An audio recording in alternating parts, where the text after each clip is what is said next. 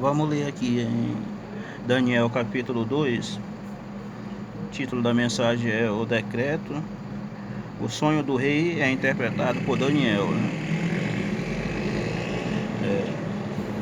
E no segundo ano do reinado de Nabucodonosor, teve Nabucodonosor uns sonhos, e o seu espírito se perturbou. Está falando aqui de um sonho, né? Dizendo plural, uns sonhos. E se perturbou, e passou-lhe o sono. E o rei mandou chamar os magos, os astrólogos, os encantadores e os caldeus, para que declarassem ao rei qual tinha sido o seu sonho. E eles vieram e se apresentaram diante do rei. E o rei lhe disse: tive um sonho, e para saber o sonho, está perturbado o meu espírito, né? Pode ver que ele chamou os magos, astrólogos, encantadores e os caldeus, né? Então, os caldeus, pode ver que é separado, né? Então vamos ver aqui, né? Caldeu significa sábios, né? O significado de caldeu significa sábio. O capítulo 2, né? Vamos lá. No segundo ano do reinado, o reinado de Nabucodonosor teve início em 605 a.C. Portanto, este ano provavelmente é 603 a.C. Portanto, esse ano é provavelmente 603 a.C., quer dizer, o ano do sonho dele. Datação está decorrente da profecia de Daniel, pelo sistema cronológico do ano de anos inteiros. Daniel 1:1. O rei estava perturbado porque não conseguia determinar o futuro do seu reinado, né?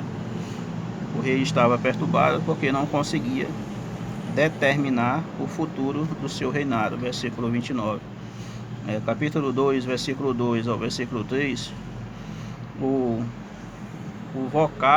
vocábulo hebraico traduzido por magos refere-se àqueles que usavam a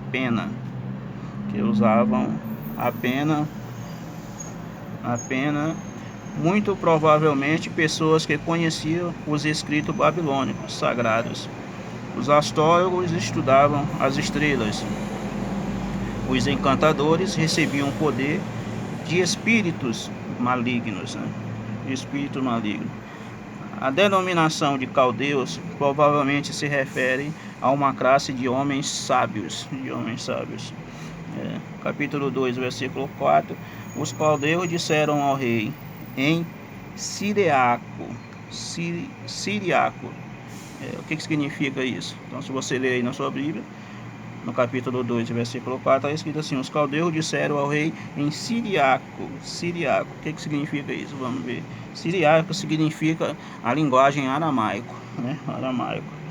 Daniel 2, capítulo 2, versículo 4, e Daniel 7 ao 28 está escrito em aramaico, um idioma comum daquela época, né?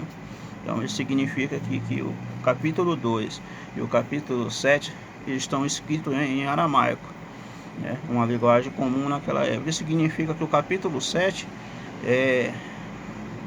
de Daniel é uma continuação do capítulo 2. Eles dois provavelmente foram escritos na mesma língua, e também pode ser na mesma época também. No capítulo 2, versículo 5 e versículo 6, a expressão despedaçado se refere-se à prática antiga do esquartejamento. Daniel 3:29, 1 Samuel 15:33, né? 15:33. Vamos ver aqui o versículo 5, né? E respondeu o rei e disse aos caldeus: o que não me tem escapado? Se não me disserdes saber o sonho e a sua interpretação, serei despedaçado, e as vossas casas serão feitas um monturo, né? Serão feitas um monturo. Então ele está falando, ele está fazendo uma ameaça, né, aos sábios da Babilônia, que a casa será despedaçada, feita em monturo, né? E está dizendo que seria despedaçado. Despedaçado significa e ser esquartejado. Quem não desse a interpretação do sonho seria esquartejado. Então ele ameaçou Daniel e os seus amigos, que se eles também não dissessem, não dessem a resposta de sonho, eles seriam também esquartejados, né? Esquartejado, você sabe, é a pessoa que é dividida em várias partes, né? A pessoa morre e perdendo membro por membro, né? É espedaçado, corta um braço, uma perna, e aí vai. Capítulo 2, versículo 7 ao 9. Se me não fazer saber o sonho, Nabucodonosor chegou à conclusão de que, se os sábios pudessem interpretar seu sonho, de modo sobrenatural, primeiro deveria ser capaz de dizer o que ele havia sonhado, né?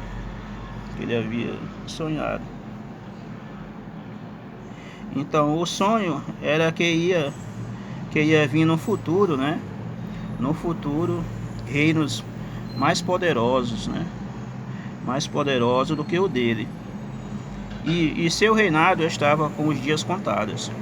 Ou seja, estava no fim, né? Então o sonho estava dizendo que o reinado de Nabucodonosor não ia durar muito e que ia vir outros reis e que ia chegar ao fim o reinado dele. Então esse era o sonho de Daniel. Era que o reino dele não ia ficar para sempre, ia chegar outro, ia vir outro. Foi o que aconteceu. Vamos lá, no capítulo 2, versículo 10 ao 12.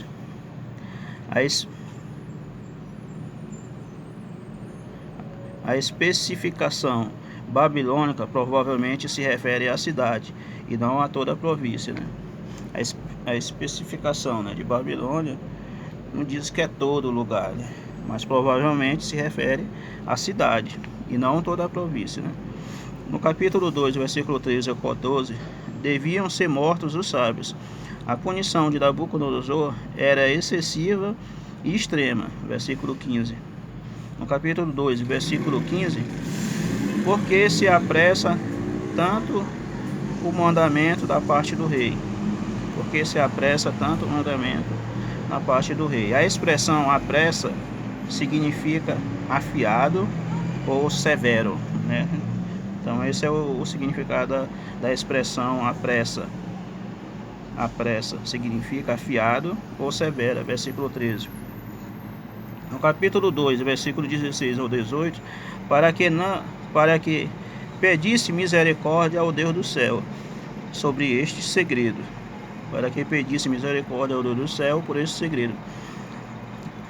A despeito de sua educação e de seu talento, Daniel sabia que a oração a Deus onisciente era o primeiro passo diante de uma situação de crise. No entanto, ele não orou sozinho. Daniel buscou conselho com os seus amigos e apresentaram o caso ao Senhor, né? Apresentaram o caso ao Senhor com ele. Deus do céu é um título muito usado para o Senhor na literatura do Antigo Testamento. Quer dizer, Deus do céu era uma literatura, é um título muito usado para o Senhor na literatura do Antigo Testamento. Versículo 37 ao 42, ao 44, 2 Crônica 36, 27, Esdras 1:2, Esdras 5, 11 ao 12, 6 ao 9 ao 10, 7 ao 12 ao 21 ao 23, Neemias 1, capítulo 1, versículo 4 ao 5. Neemias, capítulo 2, versículo 4 ao 20. O título enfatiza universalidade no domínio de Deus sobre as nações.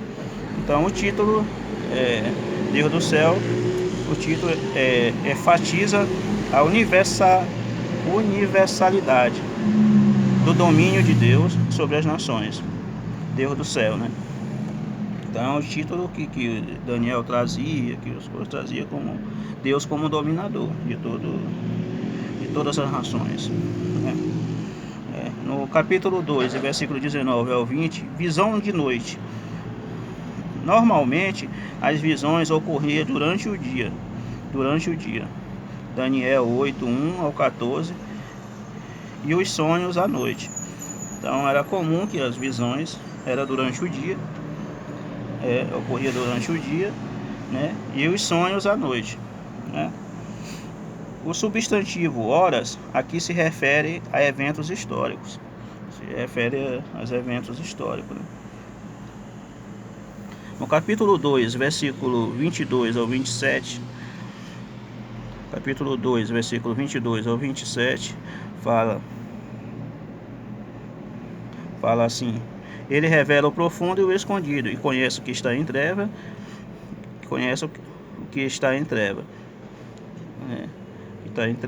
A expressão profunda diz respeito a algo inacessível. Salmos 92, versículo 5 ao 6. O que se encontra em treva, que está oculto aos olhos.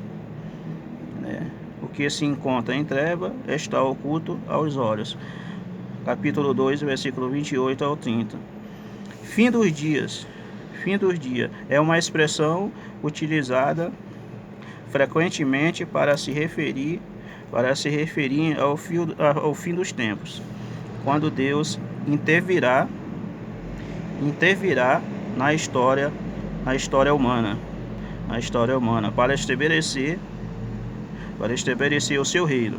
Isaías 2:2, Oséias capítulo 3:5, Miqueias capítulo 4 e versículo 1 ao 3, Miqueias 4, 3 ao 2,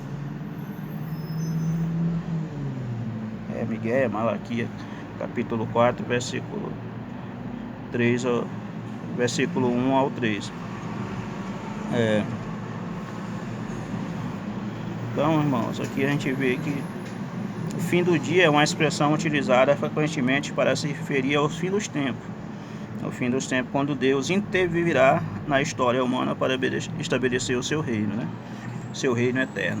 Então, diante de todos esses reinos que Daniel passou, né? Eu vi um que ia reinar para sempre, que é Jesus Cristo. Então, o fim dos tempos está se referindo a quando Jesus vier, que vai estabelecer o seu reino para sempre, né? O seu reino eterno. Então, ele intervirá na história humana, na história humana para estabelecer o seu reino. É quando ele vai vir e vai, né, estabelecer o seu reino, né? Fala da segunda vinda, né? Quando ele vir de novo aqui, já com poder e grande glória, né? Então esse é o primeiro, se eu não me engano, é a sexta parte.